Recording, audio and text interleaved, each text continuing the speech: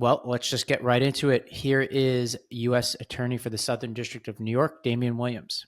Good morning, everyone. Thank you for gathering. My name is Damian Williams, and I'm the United States Attorney here in the Southern District of New York. Today, we are announcing campaign finance, bribery, and conspiracy charges against Eric Adams, the mayor of New York City. As the indictment alleges, Mayor Adams engaged in a long-running conspiracy in which he solicited and knowingly accepted illegal campaign contributions from foreign donors and corporations. As we allege, Mayor Adams took these contributions even though he knew they were illegal, and even though he knew these contributions were attempts by a Turkish government official and Turkish businessmen to buy influence with him. We also allege that the mayor sought and accepted well over $100,000 in luxury travel benefits from some of the same foreign actors who arranged many of the illegal campaign contributions. These benefits included free international business class flights and opulent hotel rooms in foreign cities. The mayor had a duty to disclose these gifts on his annual public disclosure forms so that the public could see who was giving him what. But as we allege, year after year after year, he kept the public in the dark.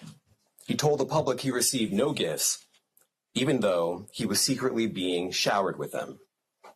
We allege that Adams accepted these benefits knowing that they were given to him because of his position. All right. So what we have in front of us are 5 federal charges of bribery, fraud, and soliciting illegal foreign campaign donations.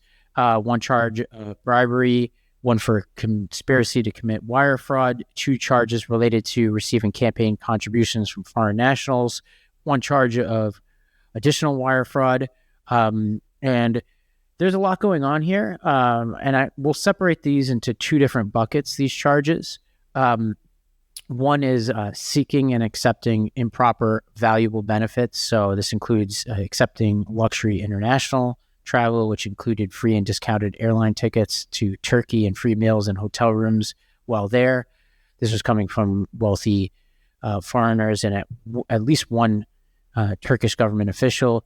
This included free upgrades to business class for 2 on round-trip flights to India, Hungary, Pakistan, Ghana, Turkey, free round-trip flights for Adams and his companions to France, Turkey, Sri Lanka, and China, discounted stay at the St. Regis, Istanbul, solicited business class tickets, luxury hotels, resort stays, use of VIP room in Turkish Airlines business class lounge. The gifts were valued at 5 digits and above and exceeding $100,000. And the indictment makes clear that not only did he receive these gifts, but he tried to cover them up. He tried to hide them. So that's the first sort of group of charges. The second group of charges have to do with accepting campaign funds. And the record makes clear here that he directed staffers to accept foreign funds in 2018 and then in 2021 from a Turkish university. And he agreed to campaign contributions of foreign money while he was on a trip to Istanbul. He accepted straw donations at a fundraiser organized by a Turkish official. He submitted false disclosure forms. And the details here also included Adams being pressured. He pressured FDNY officials to open a Turkish consular building in Manhattan despite fire inspection issues.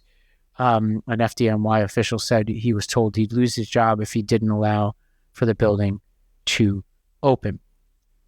In a bit, we're going to hear a conversation I had with Bradley Tusk about this, and that was before I was able to fully digest this indictment. And actually, the thrust of what I talked to Tusk about, I want to add a little bit of sort of add a different interpretation to what you're going to hear from what I talked about with Tusk, because I actually think of these 2 different charges. I think about them very differently.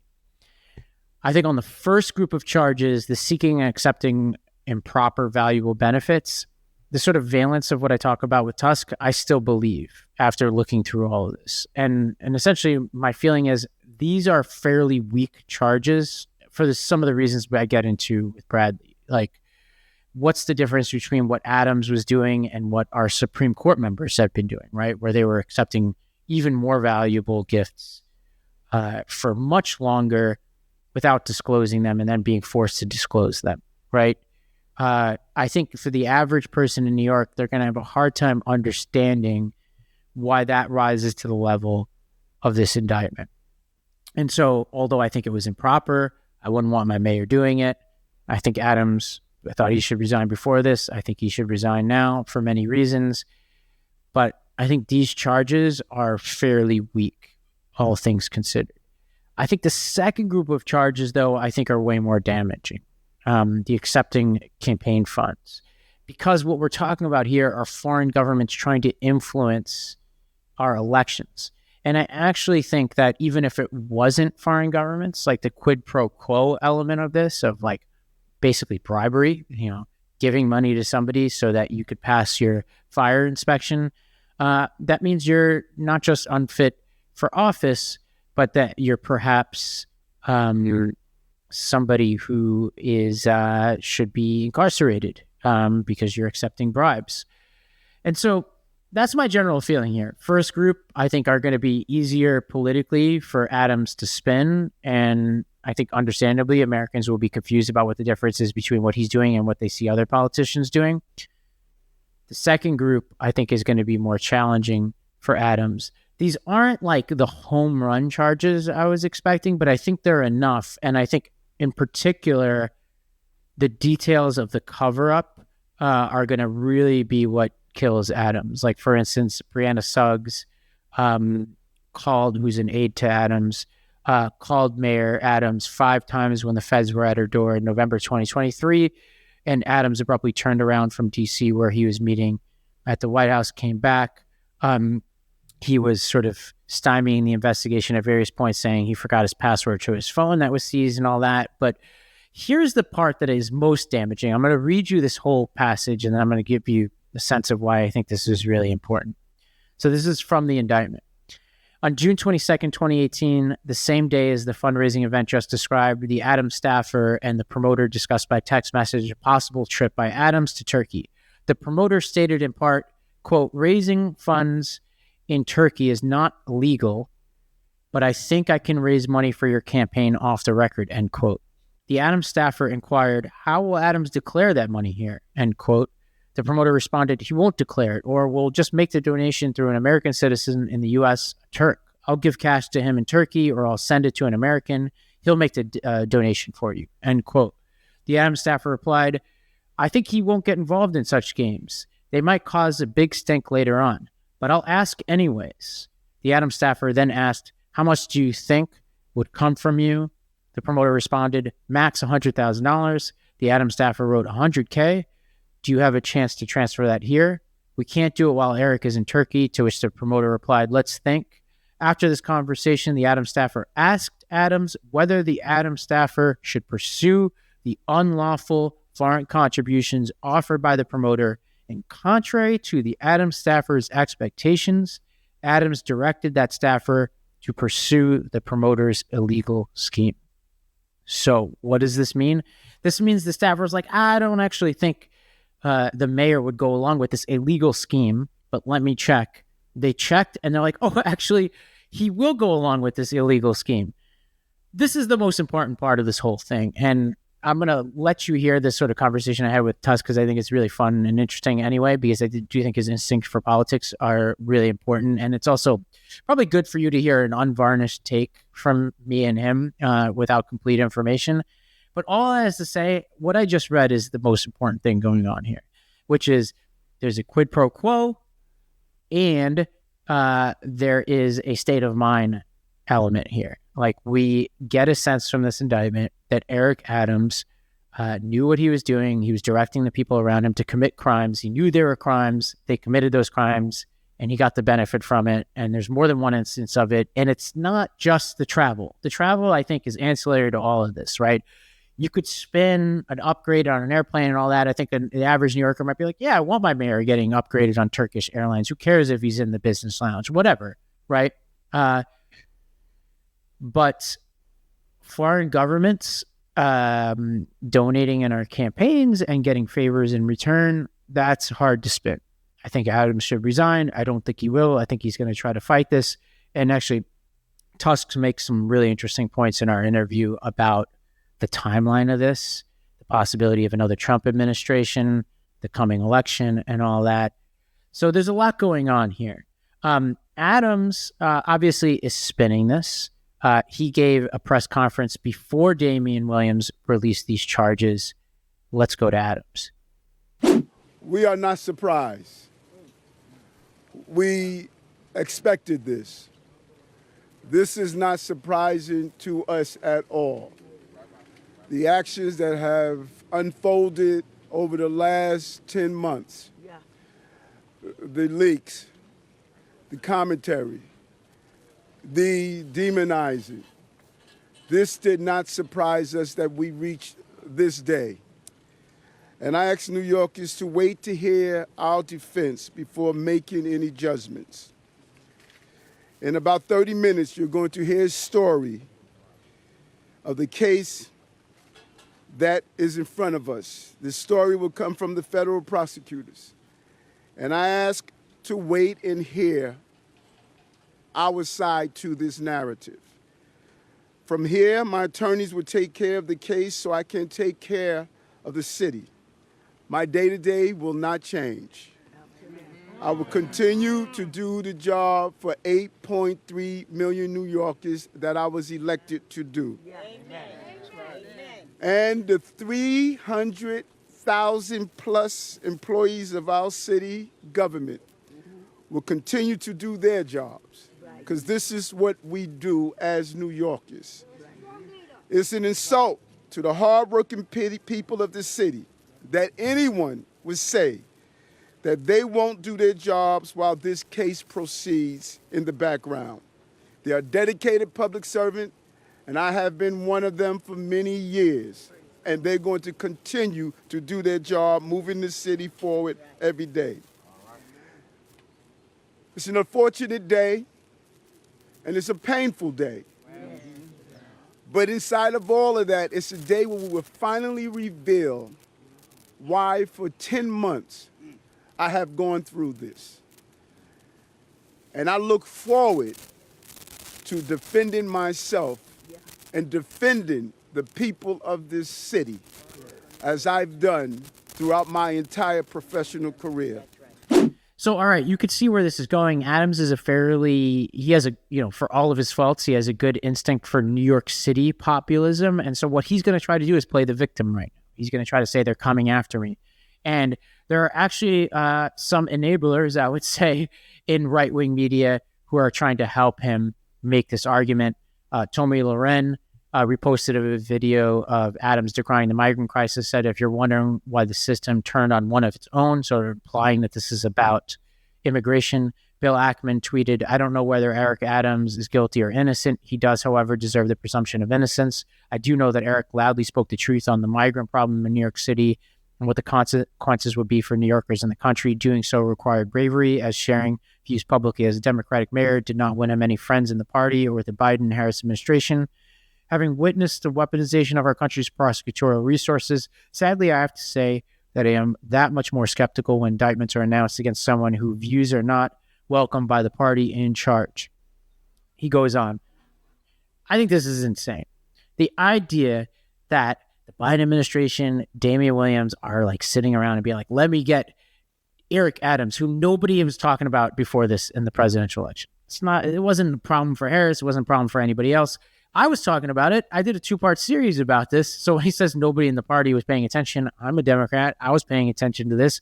I thought Adams was actually making some sensible points on the migrant crisis. It had nothing to do with national politics. The idea that this indictment was motivated by some kind of instinct to protect Biden or Harris is absolutely nuts. Equally crazy, I think, is the sort of opinion of some of my friends on the left who are tweeting out that this is some kind of validation of progressive politics. Charlotte Clymer tweeted, you know who wouldn't be federally indicted as mayor of New York City now? Maya Wiley. And Maya Wiley, for context for people, is kind of the candidate of the sort of left in the last mayoral race. Didn't even come in second, by the way. The person who came in second was Catherine Garcia, who is actually more of a moderate candidate, who I personally believe would have, at this point, based on what we know, been a much better mayor for the city of New York, and I hope she makes a return. All that is to say, there's a lot of opportunity here for dishonest politics. I think my honest assessment of looking at this is that there's some charges in here that I think, especially the travel stuff, that I think are unnecessary and are going to muddy this up. I think the core of the campaign finance stuff I think is real, and I think Eric Adams, if he's convicted of this, should no longer be mayor. Probably should resign now because it's going to be hard to be mayor after that.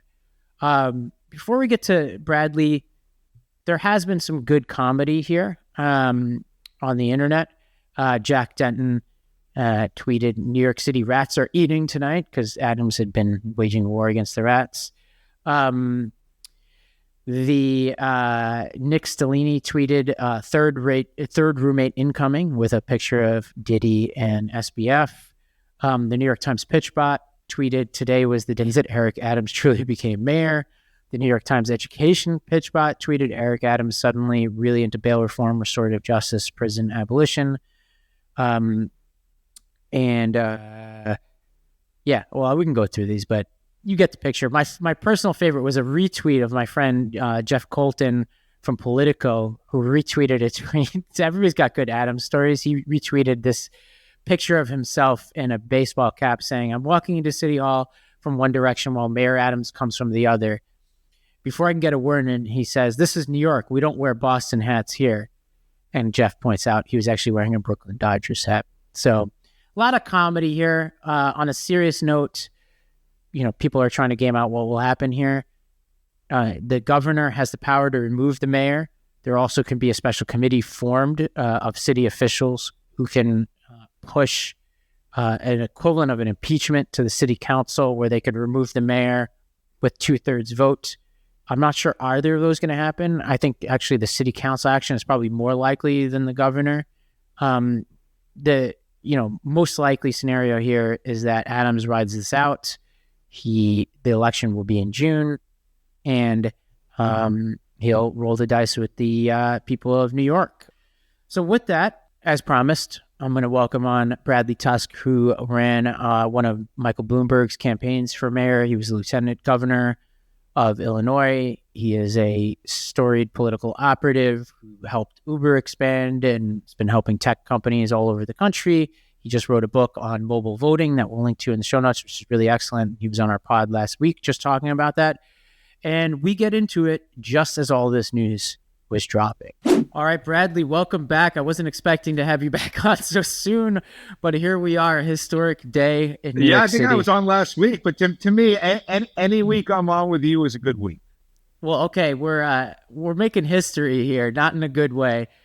We talked last time about what would happen if Eric Adams was indicted, and the indictment just came down. I actually was on a recording while they released it, so I'm gonna lean on you to help me a little bit, but I'm pulling it up now. What do we know so far about what Eric Adams did?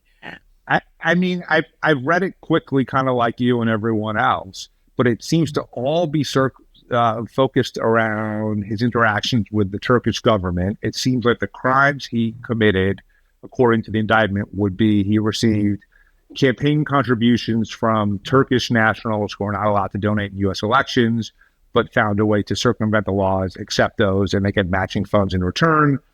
He received travel upgrades from Turkish Air and maybe other Turkish providers.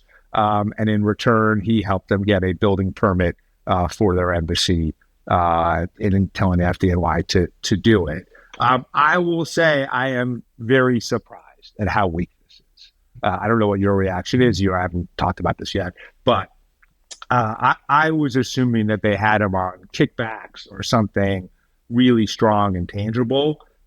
This is vague, it's confusing, and to put the people, this is not a cost-free decision. When you indict the sitting mayor of New York City, it puts City Hall into chaos, it paralyzes the administration, and 8.5 million of us rely on this administration and on city government to make the trains run on time, or at least run in New York, and to make the stoplights go from green to red, and to make the water come out of the tap clean. And to risk all of that for something like this, to me, that I don't even know that he loses in court. I don't even know if a Trump DOJ keeps this going. I am really questioning all of this. Yeah, my initial reaction is and Damian Williams is speaking as we're speaking right now, so maybe we'll learn something, is that maybe this is the beginning of something larger, like there's more here. But if you're, like, to put my cards on the table, Wouldn't that I think be in the indictment? Sometimes they release, like with Trump, with some of his cases, for example, they do it in phases, and that could be what's going on here. But Maybe, yeah. But let me say one thing on the outset. I think Adams should resign, even though I do agree this is weak, because he's not able to keep people in his administration. He's too distracted. I just think that for the good of the city, he should resign. You think he should resign morally, or do you think if you were advising him politically, you would tell him to resign? I need to really digest the indictment more to speak to the morality of it. But before I read this indictment, I felt like, from a sheer health of the city and safety perspective, when you can't hold on to any people in your administration to do the jobs that we need to be done, and also because of the sheer amount of people who are under investigation around him for things even beyond this. Yeah, I think that that's enough to say, all right, you're not the right guy for the job right now. We need somebody focused on the people of New York. That being said, I agree with you that this is weaker than I was expecting. And if you're the comms person for Eric Adams, it's not hard to come up with a response here. What I would say is pick anybody. Pick Clarence Thomas, Samuel Alito. These people are flying on jets from donors paid for by this or that. Even Ketanji Brown Jackson was getting tickets from Beyonce to concerts. People don't innately understand, or people can't innately separate what is an appropriate and not an appropriate gift to a federal official. Obviously, what Damian Williams' office is going to come back and say is, well, the difference between Alito, Thomas, Ketanji Brown Jackson, and others is that there was a quid pro quo here. And maybe there was in the Supreme Court or not, but there certainly hasn't been any hard evidence of that. And they'll say that's the difference here, is that he got the gifts, and in return, he gave them something extremely valuable. That is bribery. Yeah. I mean, look, I think that's absolutely right. I learned I think I've said in podcasts before, so I worked in Chicago politics, right? So that's like sort of the epicenter of dirty, corrupt politics. And I worked for Rod Blagojevich. I was the deputy governor, and he ended up getting a 14-year jail sentence. I remember a focus group that I attended in 2006 when Blagojevich was running for re-election. And at the time, Blagojevich didn't get arrested till December of 2008. But there were, allegations and questions about his administration. One of his allies, Tony Resco, had just gotten indicted. And I remember the moderator saying to the participants, like, okay, these are the ethical issues in question.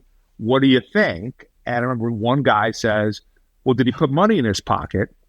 And the moderator says, no, there's been no allegations of that at all. And all 12 were like, that's fine. And that was it. And they were like, we don't care. And I really think, as a bright line, if Adams was putting money through all these various contracting kickback schemes that seem to be being investigated at the same time, if he was getting pieces of that, I think this is easy. I think he would face incredible pressure to resign. I think Hochul could arguably have removed him. And this would all be pretty clear cut. But I think something like this is vague. It's confusing. People don't understand it. It involves the matching donation system in the New York City Campaign Finance Board, which is really confusing in and of itself. And look, I mean, I'm not sure that Adams loses in court here. A jury of his peers, especially African-American jurors, might not vote to convict. And two, I'm not sure that a Trump DOJ continues this. If you notice, Adams never criticizes Trump. That's not by accident, right? And while I very much hope that Harris wins, if Trump does win, Damian Williams was out of a job that same day as the inauguration. And I don't know, maybe they keep it going, but I don't think you should assume it. Yeah, and who's his lawyer? Alex Spiro, the Elon Musk attorney. That's not accidental either, probably. Now, there are two different reactions here that I find interesting to this. Number one is on the right.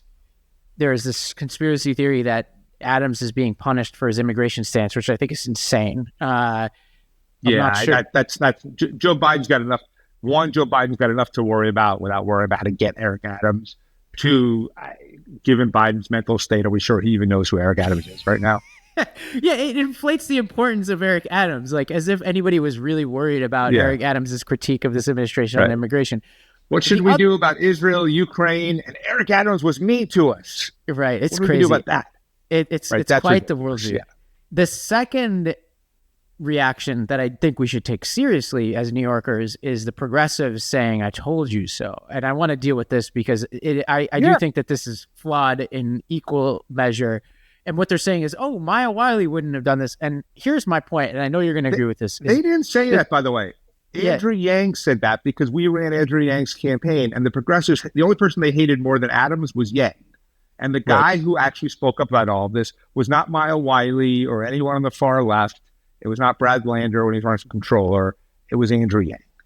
right. And also, this is not ideological, right? What makes Eric Adams not a good mayor right now is his unseriousness and his unethicalness, not his ideology right now. Like, and so, and who was the second? Who was who came in second? Is Catherine Garcia. Notice like there's not a lot of "I told you so" is there because there's not as much of a strong ideological movement behind her, right? The city probably would be better off if she were mayor. I'm fairly certain. Now, what do you think happens from here? So he could get removed by the governor. We talked about that last time. He could get removed by a council put together of New York City leaders, at least half of whom would have an axe to grind one way or the other based on my reading of those people. Or he could decide to resign on his own. It seems based on this So indictment none that of those things are going to happen. yeah, he's gonna None of try those. to fight this. Yeah, He's not going anywhere. He is going to be the mayor for the next 15 months because this is not a super strong indictment. It is not clear that he couldn't ultimately win in court here. And so, one, there's not going to be a special election. He's not resigning. Two, while there is some political advantage for Kathy Hochul in removing Adams, because even though Hochul and Cuomo hate each other, in a special election, Cuomo would almost surely run and would have a very good chance at winning, and that would get him out of her way in a 2026 primary.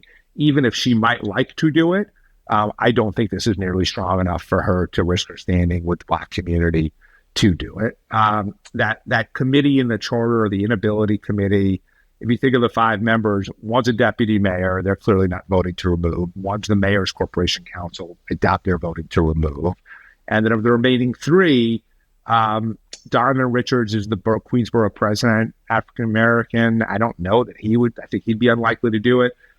Adrian Adams is speaker. Maybe she would. And Brad Lander, who's the controller, even though he has called on Adams to resign, I don't think he wants a special election because there are a lot of people, especially Cuomo, who would be more competitive than him in a special election. But over a 6-month-long Democratic primary, that's where Lander's strengths kind of apply. And so I don't think that committee's doing anything either. right. And so I think what we're in for right now is an election season that's going to run through June and potentially longer if we want to count the general election. What does this do to that already? What was already going to be, I think, a fairly interesting race to begin with? Last night, my assumption was that Adams was a completely, even if he did run, it would be basically a non-entity. And it was sort of the 4 progressives versus anyone new who might enter the race, whether that's Cuomo or Dan Goldman or whoever. I think Adams is going to mount a spirited campaign. I don't think he can win the primary because, keep in mind, independent of all of this, his poll numbers are terrible. It's not like he's a wildly popular mayor with an ethics problem. He's an extremely unpopular mayor with an ethics problem. But I think that he might hang on to a lot of the Black vote. And so if that's, call it, say the Black vote's 25% of a Democratic primary, and he keeps 80% of it, that's 25 to 30% of the Democratic primary vote is progressive. So that means another 50% that's kind of up for grabs. So we'll see. There's definitely room for another candidate. But even though Andrew Cuomo seems like the most obvious choice there's a lot of risk for him. He only gets one shot at redemption. And he had a disastrous primary against Carl McCall in 2002 and ran for governor. So I think that he is cautious about taking that kind of risk. And I think he'd rather be governor than mayor anyway. So I don't know if Cuomo runs, and you may have a world where you have an indicted, almost dead in the water Eric Adams, and four people all competing for the progressive vote in Lander, Myrie, Ramos, and Stringer, and then a lane that needs to be filled. And are you getting calls now? Have you noticed like more skin in the game today in the last 24 hours than the preceding days and weeks? I mean, I'm like you. A million people are calling to gossip or reporters to talk, quotes or whatever it is. We've obviously heard from all of the potential candidates who would like, our support. We, as on the consulting side of what we do, and I should be clear, actually, I own our consulting firm, but I don't work there. We don't actually work for candidates. We made an exception to work for Yang in 21, but other than that, we never worked for candidates, and that's not going to change here. So we're not going to do that. Obviously, there's other things that we can do between, our platform, podcasts, daily news column, Substacks, and money that can be spent on IEs and things like that. So, but yeah, right now I would say none of the choices are bowling me over. Zellner seems like kind of the most impressive of that group, but I just don't know if he's a viable candidate at all. Yeah, well, this race got a lot more interesting. I think, like, in a weird way, I think before this, I thought Adams had very little chance of getting reelected. I still think he has very little chance of getting reelected, but in a weird way, I feel like his probability ticked up slightly from this indictment, and I can't fully explain why, other than if you're the kind of personality that he is, kind of like Trump, this gives you an opportunity to change the narrative in a weird way to now you're the persecuted. And I think it's weak enough. I agree. And, this is the problem. You asked me about Damian Williams last time, right? And I think this indictment is the most important thing he's done because it is the most controversial thing he's done. And I need to read it more closely, but I think he's thinking more as a lawyer than a politician. And I think as a lawyer, he's like, oh, these are crimes, done. Like, I've got him dead to rights. He committed the crimes. And I'm actually fairly certain he believes that fully, and that the evidence they have, especially the cover-up is always worse than the crime. I suspect that the evidence they have of Adams trying to evade authorities is going to be pretty damning here. And certainly what others are going to say about him and conversations they have had with him is probably going to be very damning. But I think from just a judgment perspective, like, I don't even want to say political judgment, but just like a civic judgment. Like, what do you need in order to seize a mayor's phone? What do you need in order to drag a mayor through the courts? This was pretty close to the line, and it says a lot about Damian Williams, I think. It says a lot about his confidence in winning cases, but also he's kind of like he's a Fed, he views it. He's like, you broke the law, we're going to come for you. It's funny. There's two totally different ways to interpret this, and they're both valid, right? One would be yours, which is just he is a by the book guy, and if there is a breach in the law and evidence to prove it, regardless of the consequences operationally or politically or anything else for New York City, his job is to bring that case. That's totally a fair way to look at it. The other would say he's a Rudy Giuliani. He's a hyper ambitious guy who, desperately wants to make a mark and desperately wants attention and maybe has other ambitions. And a really high profile case like this advances those. I don't know him. From everything you and everyone who does know him has said to me, that does not seem like that's him at all. But one could argue, I mean, if you go back to 2017, there were lots of examples of de Blasio getting, all kinds of pay-to-play contracts through. And U.S. Attorney even said, I believe he broke the law, but I don't think there's enough evidence to bring the case. So, other prosecutors certainly use discretion in deciding whether to indict and kind of do look at the macro impact of their decision on the jurisdiction they're indicting. So, I don't know. I think that because, from law school, your interpretation is probably the right one. But I think he's going to face a lot of criticism from a lot of different quarters over this. This is my total speculatory view of what happened here. That office is filled with the most aggressive prosecutors you can imagine. And I suspect this is a cart horse situation where, similar to what was going on behind the scenes with Alvin Bragg, is that you had a lot of excited prosecutors. These are the same people who basically sent SBF away to prison for the equivalent of like a mass murder, right? Like for what he did, which I've talked about in this podcast. I think SBF broke a lot of laws. I think the penalty was excessive for what they gave to SBF. But this is kind of what like federal prosecution's office do, especially the Southern District, which is like where the rock star prosecutors go, and everybody wants to make a name for themselves. And I think my guess is Damian Williams was staring down a group of eager, aggressive prosecutors who were like, we got this guy dead to rights. And I suspect Damian didn't want to say no, because either it would come out that he was, soft on Eric Adams, or it just was the path of least resistance, or he just, maybe the most easiest explanation is he thinks like them. He thinks like these sort of rockstar prosecutors. So let me ask you two questions. One, do you think it's let's say Trump does win. Do you think it's a guarantee that the Trump Southern District keeps the case going? No. I don't even know if it's honestly like, I don't know if, let's say who knows if Damian Williams survives, right? Like, maybe he gets a bigger job. Well, he's not going to survive if Trump wins. Yeah, but even let's say Harris, let's say it's not Damian Williams anymore. It's random other person in that office. I don't know. If I were the first person to come in that office, I would start reviewing some of these cases and be like, I'm not sure this is a good idea.